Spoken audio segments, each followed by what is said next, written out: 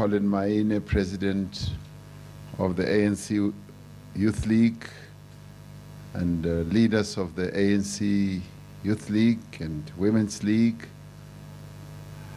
and all guests and all protocol observed. Le familia le doaba, whatever honamo, kamukana bona kibali, karidumedis.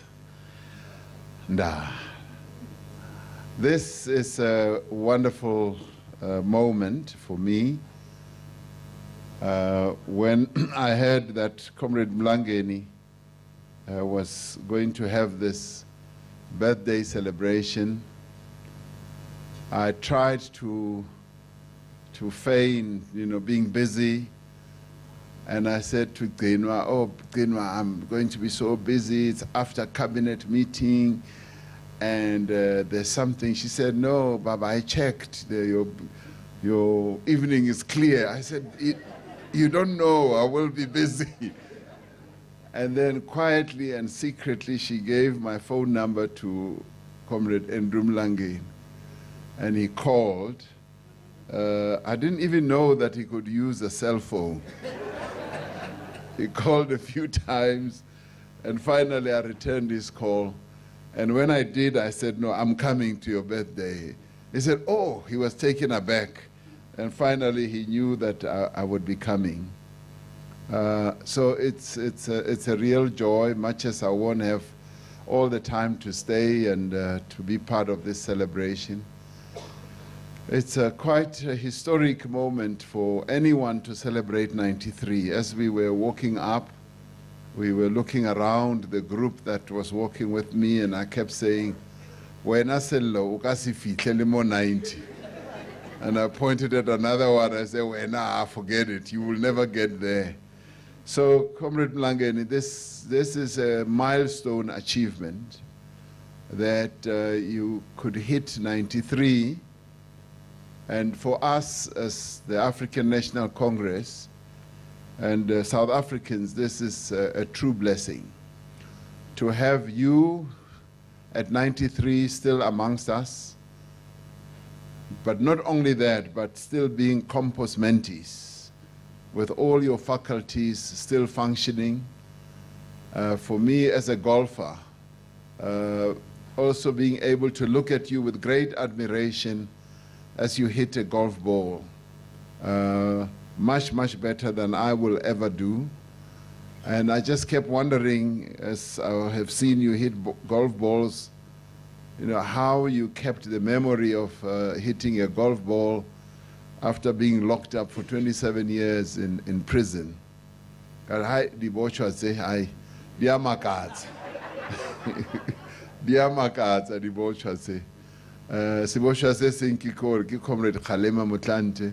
He spent a lot of time with Comrade Andrew and Mandela and all of them, Gov and many others.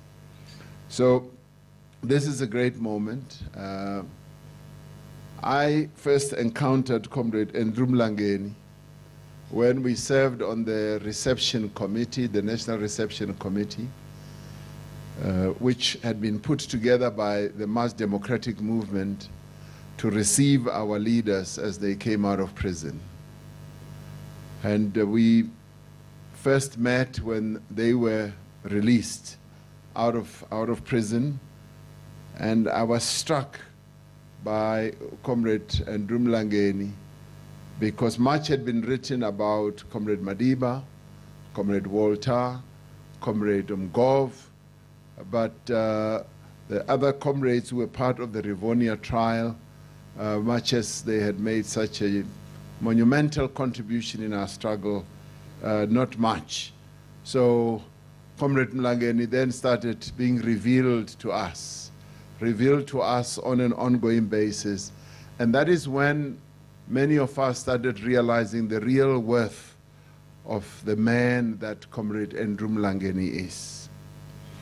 A real worth of a person who was a quiet and silent revolutionary, a person who had decided to dedicate his life to the freedom of our people, where he had demonstrated his enormous courage courage and determination, the types of attributes that have contributed to bring us to where we are as a people and as a nation.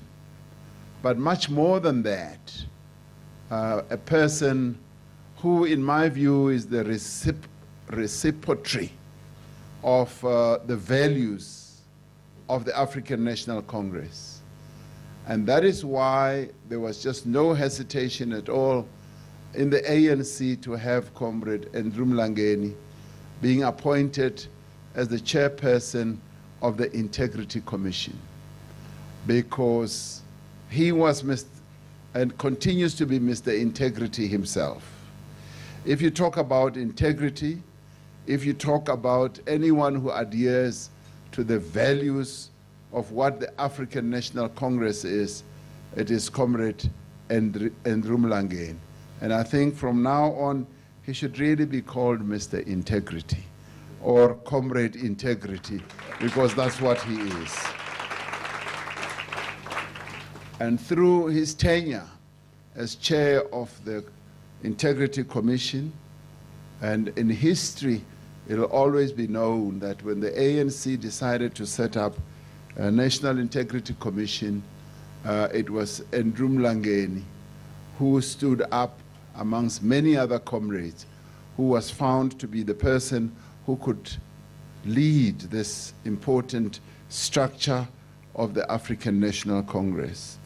He did so because he was recognized as a comrade who would fill that post with great dignity, who would fill it with great, ability to serve our people, because his life has really been about serving our people. And if we talk about servant leaders, it is Comrade Andrew Mlangeni who will stand out amongst many others as a true servant leader, a person whose life is just about what the African National Congress is.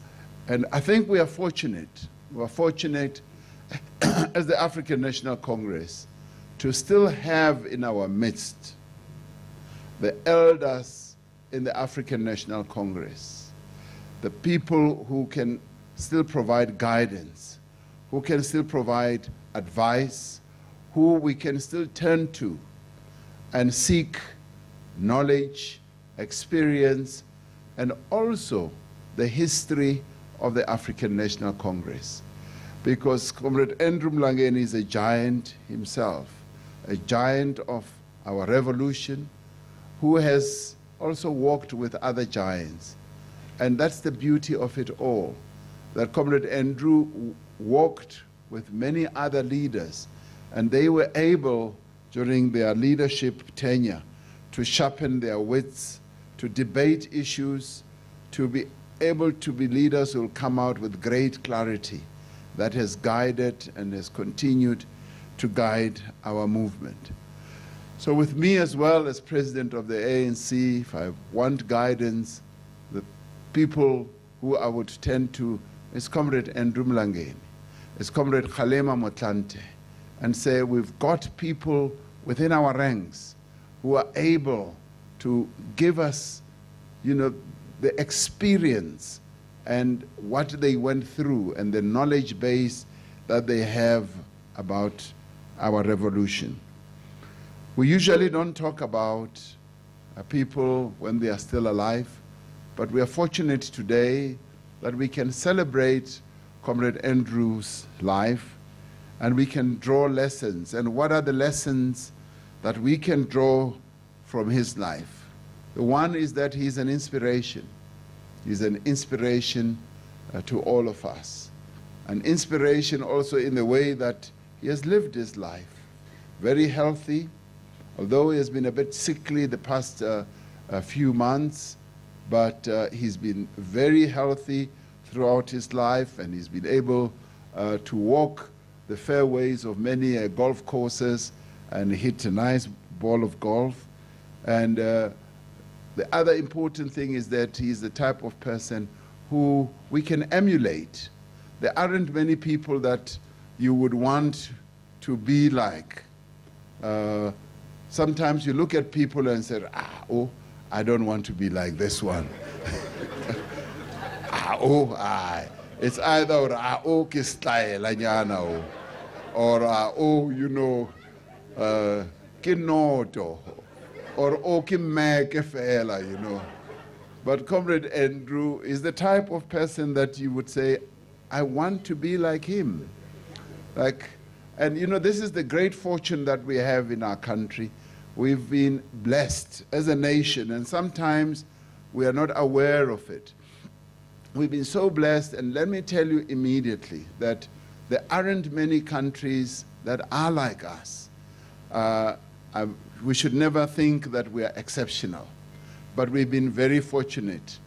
When we went to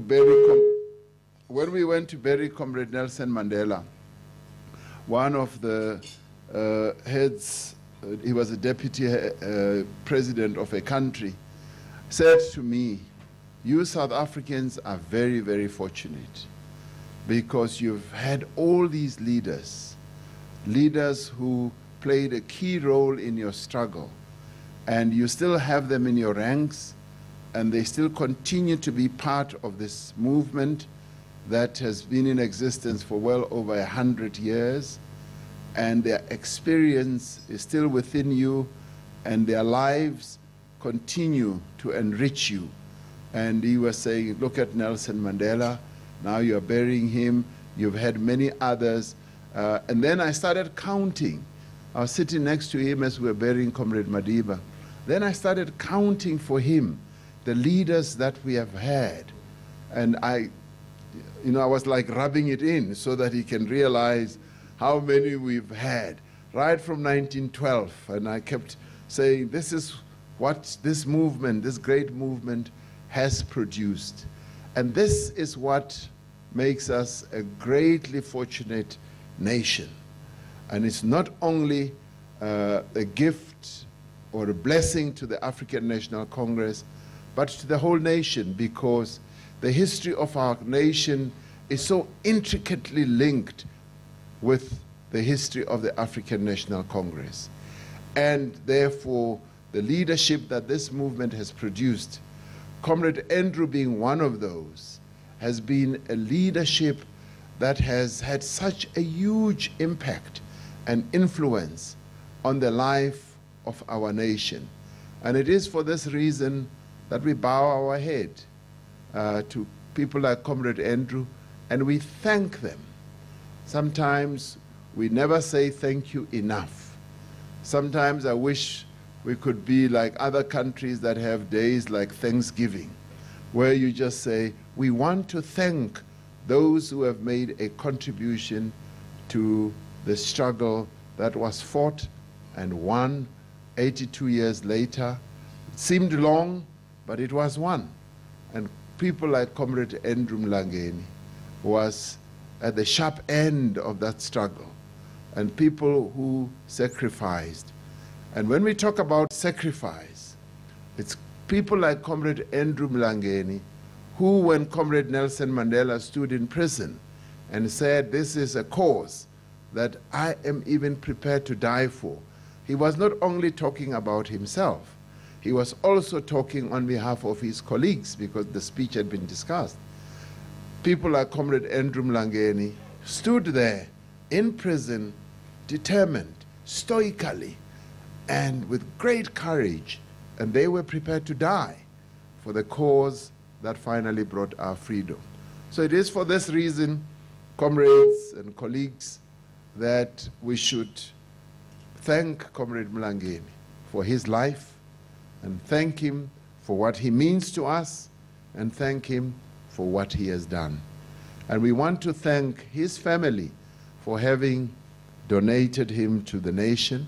And I just wish that Mama June was here to see her husband being celebrated at 93. Dade Mlangeni, we thank you and we honor you and say, yes, Lina Keruka Hula. But Comrade Mlangeni says, no, he's had enough now. That is not your choice, it's our choice. We will decide we will decide, because the nation still needs you. We still need you. I still need you as an elder of the African National Congress. We still need you amongst us. And long live Comrade Andrew Mlangeni. Ke a leboga. Thank you.